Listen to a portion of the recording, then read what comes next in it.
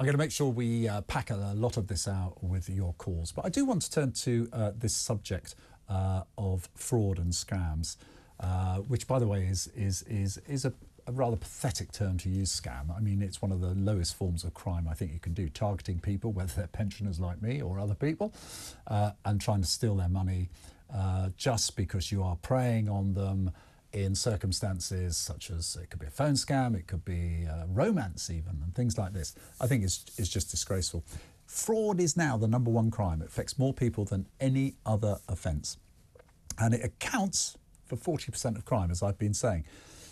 But actually, I think it's a lot more than that, because a lot of us don't talk about it. So very briefly, I'll tell you what happened to me, and then we're going to go to my guests, because I think it would be very useful to give you some context. And I'm talking about it deliberately because I think I'm quite street savvy, obviously not. So over 10 days ago, I was having a bit of an issue with my bank. It was Barclays Bank, and it was nothing big, but they kept calling me to sort it out because it was something they were actually trying to sort out. So all credit to them for that. During that, I got a call from someone purporting to be from Barclays. My mindset was already, I'm talking to Barclays. So I'm not sure, I can't remember all the conversations, but basically this person said, we're going to try and sort out some of the problems. You've clearly been having problems. I might have said that in the opening. I said, oh, thank you for calling. This is a really difficult problem. I'm pleased it's sorting out. How can you help? He then went to say, we're going to offer you a new bank account, a new interest rate. It's called Barclays Premier Plus. And actually you have Barclays Premier. And I thought, and all of this was quite plausible. And he started asking me some questions. I don't believe I gave over I know I didn't give over a security number or anything like that. Anyway, cut a long story short, I had 2 or 3 calls about this where he was going to find out information, just check I was eligible and all of this stuff rather than try and scam me in the instance. 3-4 days later, get another call, probably third or fourth call on this saying, great, you've been approved for this account, etc., etc. What we need to do now is take down your app. There'll be a 24-hour gap when the app's not there. Leave the money in the place, and that immediately qualifies for this new interest. And that's when the alarm bells started to ring, and I thought, well, this just sounds wrong, okay? So I hung up the call on them. I got on the phone to Barclays. Cut a long story short, and you may not know this, if you have an app, right, it is linked to your phone, and only your phone, and only you can change the number that it's linked to. When I got onto Barclays, all credit to Barclays, they said, what's this number registered to your app? And it was a completely different number. I did not know. At that point, it would explain why the scammer was able to see my account but not take money out of my account, which is why they said to me in the phone conversation, oh, I see you've just moved this amount of money to this account. Now, you know, you'd think only someone from Barclays could do that. I don't know if I made an error and they're able to see my account or not. And fortunately, I got savvy right at the end, and it stopped me losing a significant sum of money. And Barclays, I think Barclays behaved absolutely fine during this. I'm not having a go at the bank. I just want to tell you, for a number of reasons, how I nearly got sucked in. Has it happened to you? Have you reported it, or do you know someone? 0344 499 1000. Very pleased to have my guest join me now, Paul Hampson, CEO of CEL Solicitors, or is it Cell Solicitors, Paul? It's CEL. Thanks, Nick, and thanks for having me on today. Well, look, you are all over this in many ways. Tell me about the scale of fraud and the types of fraud that are going on at the moment. Scams, robbery, theft, call it what you like. Yeah, so at the minute, the official figures, as you'll know, they are quite staggering. So last year, there was 3.5 million people who were victims of these online scams who actually lost money.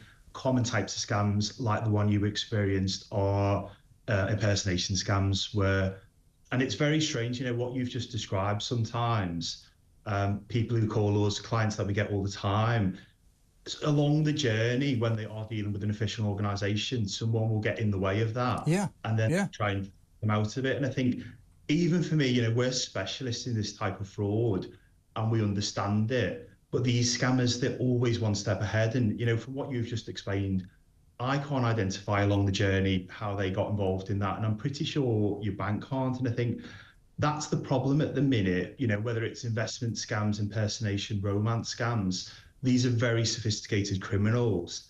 And there is a real stigma attached to victims. Most of the clients that come forward to us at the minute, we get 1,000 inquiries a month. These clients, they've lost money.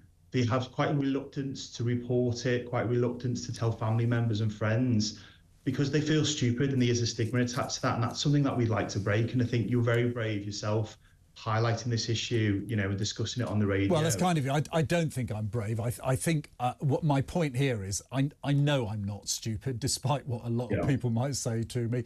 And the fact is, I thought, my God, if I'm getting sucked in, imagine if I was 10 years older, might be a little bit more vulnerable.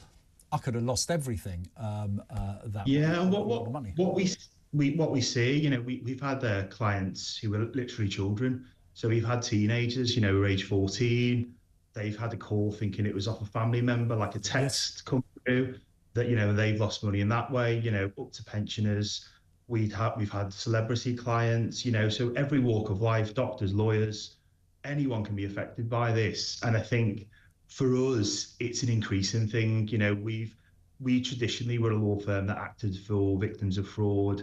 And, 10 years ago, it would be, sort of corporate fraud, physical crime, people who'd embezzled money, that type of thing.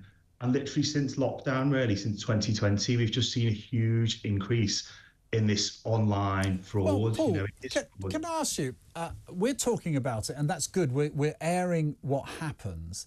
But what sort of sentences would someone who got caught, assuming they got caught, and the good news, by the way, is because that number that I mentioned of another phone was on my app, Barclays have that number, and I hope to goodness they follow up or something.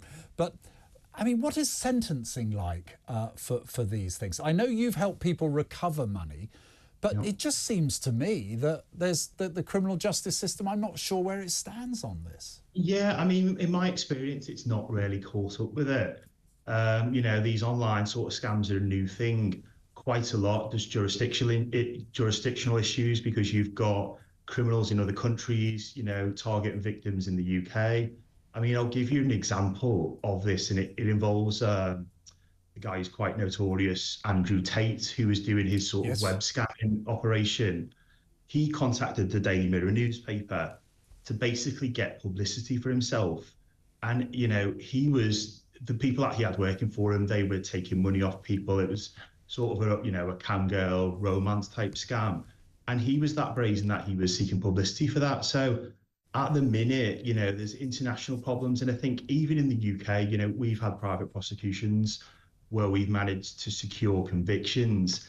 It's classed as white collar crime. So they're not the same. And that is what, sorry, this is my rant, because actually the person who had been a victim, to them that was a bank robbery. That was serious. This idea of a white collar crime almost implies there's no victims. It's crazy. No, and I think serious professional organised crime, the reason that this is an expanding thing, it's year on year it's growing and growing because detection's very difficult and then the punishment's very low. So if you're a serious organised crime organisation, what are you going to go into? You can do something where you'll face life in prison, or you've got this type of crime which affects people. Our clients lose their life savings. We deal with suicide calls on a weekly basis. We've had to have our staff trained by the Samaritans. So these crimes really affect people, and it's in your own home. That's the problem with it. In a nutshell, if someone's listening and they're thinking, do you know what? I am going to speak to someone. If they ring someone like you, wouldn't they say, oh my God, this is going to cost me a lot of money to have this phone call? How does it work? So if someone was listening to this and said they don't want to talk to me and they want to talk to you, how does it work? Yeah, so we give initial advice for free. So, we have a big call centre where we train the staff. So the initial advice is free. Unfortunately, we can't help everyone. Sure, but there is an initial advice that someone, if they wanted to talk to you, they could. Yeah, they could. Listen, Paul, thank you very much indeed. I'm sorry we didn't have longer. That's my fault. I'm in charge of the show running. Thank you for what you're doing.